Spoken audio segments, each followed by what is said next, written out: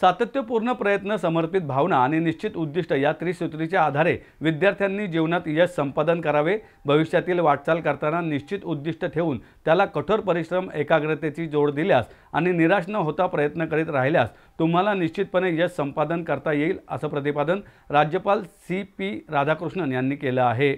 Symbiosis आंतरराष्ट्रीय अभिमत विद्यापीठाच्या पदवी प्रदान समारंभात प्रमुख पाहुणे म्हणून राज्यपाल राधाकृष्णन बोलत होते।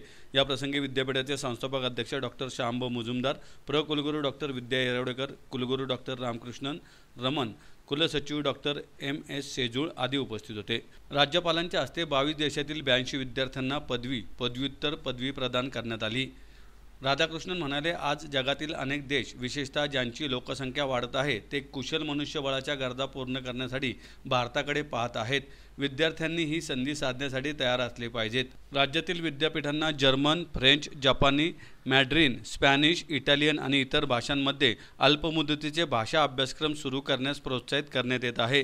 त्यामुळे आपल्या विद्यार्थ्यांना जागतिक नोकरीच्या बाजारपेठेत स्पर्धात्मक फायदा मिळेल। डॉक्टर मुजुमदार म्हणाले, गरीब, वंचित व शिक्षणाचा अभाव असलेल्या देशातील विद्यार्थ्यांना उच्च दर्जाचे शिक्षण देण्यासाठी तसेच शिक्षणाच्या माध्यमातून वैश्विक एकतेचा संदेश देण्यासाठी सिम्बॉसिस विद्यापीठाची स्थापना करण्यात आली। येथे विविध धर्म व संस्कृतीचे विद्यार्थी एकाच छताखाली शिक्षण घेऊन संत ज्ञानेश्वरांचा वसुधैव कुटुंबकमचा संदेश देत आहेत।